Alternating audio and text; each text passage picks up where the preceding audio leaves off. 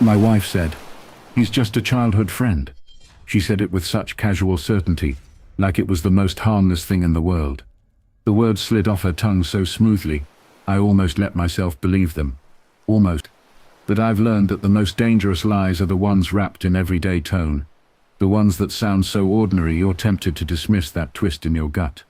I met him at a barbecue first, one of those neighborhood things where everyone brings potato salad and cheap beer. She introduced me with that easy smile she always used in public, her arm around my waist, her voice warm as she said, "This is Daniel, we grew up together, practically like siblings." He smiled, shook my hand, and the moment his palm touched mine, I felt it something electric, something guarded, like we both knew this handshake wasn't what it pretended to be. He laughed a little too loud at her jokes, stood a little too close, leaned in when she spoke like he was drinking her words straight out of her mouth. I noticed, how could I not? But I told myself, I was being paranoid. Childhood friend. Just a guy she used to ride bikes with down the block. Just a man she happened to know longer than me. But then later that night, when she reached up to tuck her hair behind her ear, I saw it. A small mark on her wrist, dark against her skin. I'd never noticed it before. How could I not have noticed it before? A tat, small, delicate, almost hidden. And when he lifted his beer bottle, laughing at something across the patio, I saw the exact same thing mirrored on his wrist. Same design, same spot. My blood ran cold. You don't get matching tattoos with just a friend. You don't ink your skin forever with someone unless they mean something more than casual laughter at a barbecue. I didn't say anything that night. I smiled. I thanked people for the food. I kissed her cheek in front of everyone like the dutiful husband I was supposed to be. But inside I was spinning dizzy with the realization that something was terribly wrong. When we got home I asked about it, casually, gently, as if it were just an observation. "I didn't know you had a tattoo," I said. She froze for a fraction of a second before recovering, laughing lightly. "Oh that? It's old, silly. I got it years ago with Daniel. Just a dumb teenage thing. Means nothing." But that second of hesitation, that was all I needed. That pause before the lie is the purest truth you'll ever get. I tried to let it go. God, I wanted to. I wanted to believe it was just a teenage rebellion, a meaningless mark from years ago. But once you've seen the crack in the glass, you can't unsee it. Every glance between them at future gatherings, every casual mention of his name, every text she brushed off as just catching up. It all piled on top of that one matching mark burned into their skin. Weeks went by. I told myself I was overthinking. But then one night, while she showered, her phone buzzed on the nightstand. Normally, I wouldn't have looked. I'd always respected her space. But that buzzing sounded like a siren in my chest. My hand moved before my mind could catch up. I flipped it over. A message lit the screen. It was from him. "Miss you already. Feels like we never left." My chest hollowed out. I stared at those words, my stomach flipping, the world tilting beneath me. Feels like we never left. Never left. What? Childhood, or something far more dangerous? I didn't unlock the phone. I didn't need to. That one message was enough to keep me awake for nights, replaying it over and over. I wanted to ask her. I wanted to shove the phone in her face and scream. But instead I stayed silent, because I realized something. If I confronted her now, she'd spin. She'd tell me I was snooping, paranoid, crazy. She'd cry, twist, beg, and I'd lose. So I waited. I started watching more closely. Every time she said she was running errands, I noted how long she was gone. Every time she said she was grabbing drinks with co-workers, I checked her location. I saw her ping near the same side of town more than once. At the tattoo parlor they used to frequent when they were younger, by coffee shops far from her office, by places that didn't fit her stories. The final straw came on a Sunday afternoon. She said she was meeting her mom for lunch. I kissed her goodbye, told her to enjoy herself, then waited 10 minutes and followed. My heart pounded as I tailed her car across town. She didn't drive toward her mom's. She drove straight to a quiet little park by the river, and there he was, waiting. I parked far enough back to stay hidden, but close enough to see everything.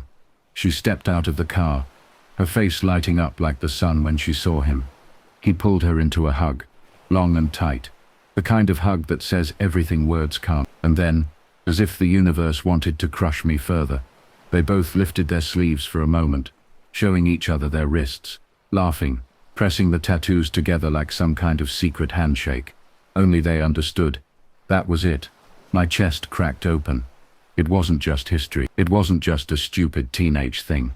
It was a bond, a promise, a mark of something they still carried, something alive and breathing between them. I gripped the steering wheel so hard my knuckles turned white. I wanted to storm out, scream, rip her away from him. But instead I sat there shaking, snapping a photo with my phone. Proof. I wasn't crazy. Proof she wasn't just reminiscing with a childhood friend. When she came home that evening, she smelled different. Not perfume, something subtler. His cologne rubbed onto her skin. She kissed me softly, too softly, like she was testing if I knew. I kissed her back, smiled, said nothing, but inside I felt myself harden. Because now I had a mission. The matching tattoos weren't just ink. They were the key. They were the thread that unraveled the whole lie. And I was going to pull that thread until the entire truth lay in tatters at her feet. But I wouldn't do it in private. Oh no. Private confrontations give liars room to breathe. They let them twist, manipulate, cry their way out. No. I needed witnesses. I needed an audience. I needed the truth laid bare so completely that no one, not her, not him, not even her family could deny it. Her sister's engagement party was coming up. Big gathering, families mingling, speeches, toasts, all eyes on the couple. My wife insisted we go. It'll be fun, she said, her hand resting on my chest, her eyes sparkling with a secret I now recognized wasn't for me. I smiled, kissed her forehead, and said of course, I wouldn't miss it for the world. But in my mind I already knew. That was the night. The night the tattoos stopped being a secret bond. The night everyone would see what they really meant. And she had no idea it was coming. The night of her sister's engagement party felt like the longest walk of my life. The venue was beautiful, an old hall strung with fairy lights, tables dressed in white, champagne glasses catching the glow like stars scattered across the room. Laughter spilled everywhere. Music played softly in the background, and her family buzzed with excitement. To everyone else, it was joy, celebration, the start of a new life for her sister. To me it was the stage where the truth would finally stop hiding in the shadows. She looked incredible that night. I'll admit it.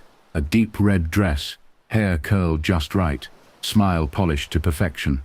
She took my hand as we walked in, squeezing it tight, almost too tight, like she wanted to tether me to her image of control. Remember, she whispered in my ear. Let's make tonight about my sister. I smiled, kissed her cheek, and inside I thought, oh, tonight will be about family, all right, just not the way you planned. We mingled, chatted, hugged relatives. Her father shook my hand, proud and warm. Her mother kissed my cheek, calling me the perfect son-in-law. The irony was thick enough to choke me. My wife drifted from group to group, glowing under the lights, every now and then sending me a glance across the room as if to check if I was still playing the part. And I was. For now. Then I saw him, Daniel, standing near the bar laughing with a group of people, dressed sharp in a suit that probably cost too much. The moment our eyes met, he froze for half a second, then quickly looked away pretending I wasn't there. But I saw the flicker, the recognition, the guilt. The night carried on. Dinner was served, wine poured, toasts made. People clapped and cheered for her sister and her fiancé. The room swelled with happiness, with love, and then the microphone was passed around. Her father spoke first, his voice trembling with pride. Then her mother full of warmth. Then her sister, glowing with love for her fiancé. And then, almost inevitably, the mic landed in my wife's hand. She stood, smiling, eyes bright. To my sister, she began, voice clear and confident, the most beautiful soul, and to the man lucky enough to marry her. You've found your forever. Hold it close, because nothing matters more. People clapped, glasses raised, and that was when I stood. The scrape of my chair echoed like thunder. Conversation stopped, eyes turned. My wife froze mid-smile, the color draining from her face, as she realized what was happening. I'd like to say something, I said, stepping forward. My voice was steady, calm, too calm, the kind of calm that makes people lean in, because they know something big is coming. Her hand tightened around the mic, her lips barely moving as she whispered, "Don't, please." But I did. "I want to raise a toast," I said, taking the mic from her trembling hand. "A toast to truth, a toast to loyalty, a toast to the promises we make when we say forever." Confused murmurs rippled through the room. My wife's eyes darted to Daniel, panic flickering across her face. I reached into my jacket pocket and pulled out the small stack of papers, folded neat. "But sometimes," I continued, unfolding them, "forever isn't shared with the person standing beside you. Sometimes, forever is promised somewhere else, hidden, carved into skin, written on paper." I held up the first page, a photo, and Daniel at the park, their wrists pressed together, tattoos matching like puzzle pieces. Gasps filled the room. Her mother's hand flew to her mouth. Her father stood abruptly, face red, veins pulsing at his temple. "She told me he was just a childhood friend," I said, my voice slicing through the silence. "But childhood friends don't get matching tattoos. Childhood friends don't write messages that say 'miss you already feels like we never left.'" I dropped the photo onto the table, out the next one. Screenshots of her messages, the ones I'd carefully saved. Her words, his words, intimacy laid bare for all to see. The room buzzed with whispers, people craning to read, faces twisting in shock. She stumbled forward, voice shaking, tears spilling. "Please, stop, please, not here, not like this." But I wasn't done. I pulled out the lease, the one with both their signatures. I held it high. "This is a lease agreement, signed by my wife, and by him. A home they planned together while she shared mine. A second life she built behind my back, right under the roof we were supposed to share." The room exploded. Shouts, gasps, chairs scraping. Her sister's fiancé stood frozen, wide-eyed. Her father roared, slamming his fist on the table. "Is this true?" he barked at her, his voice shaking with rage. She collapsed into her chair, sobbing, shaking her head, stammering, it's not what it looks like. Please, please, I can explain." But there was nothing left to explain. The evidence spoke louder than any tears. I laid the papers on the table, one by one, like cards in a losing hand. The photos, the messages, the lease, each one a nail in the coffin of her lies. Then I looked around the room, meeting every eye, letting the silence sink back in. "I wanted you all to see the truth," I said, my voice low but sharp. "Because I'm done being the only one who knows. I'm done living in a lie." And I set the mic down. The room erupted into chaos.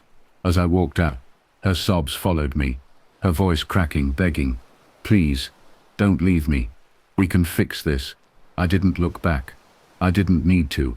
Outside, the night air hit me like a wave, cool and freeing. I walked across the parking lot, every step lighter than the last. For months, I'd carried the weight of suspicion, the poison of doubt. But now I was free. She followed me out, heels clattering on the pavement, mascara streaking her face. She grabbed my arm, clung to me, like I was her last lifeline. "Please, I'll end it with him. I'll burn the lease. I'll do anything. Just don't throw everything away." I turned to her, really looked at her, the woman I thought I knew, the woman I'd built my life around. And for the first time, I didn't see her. I saw a stranger who had carved promises into her skin with another man. "You already threw it away," I said quietly. "The day you got that tattoo." She broke, collapsing against the car, sobbing uncontrollably. I pulled free and walked away, her cries echoing in the night. The aftermath was brutal. Her family was shattered. Her father called me days later, his voice heavy with shame, apologizing for what she'd done. Her mother wept, unable to defend her. Her sister refused to speak to her, furious for having her engagement overshadowed by betrayal. And Daniel, he disappeared, quit his job, vanished from her life, left her alone to face the wreckage. The man she thought would stand beside her when it all came crashing down, turned out to be nothing more than a coward. She called me for weeks, messages swinging wildly between rage and desperation. "You humiliated me in front of everyone. One day. Please, I'll do anything. I love you." The next, I ignored them all. I filed for divorce. My lawyer smiled grimly when I handed him the lease. "The photos, the messages. She won't have much room to fight this," he said. And she didn't. It was over.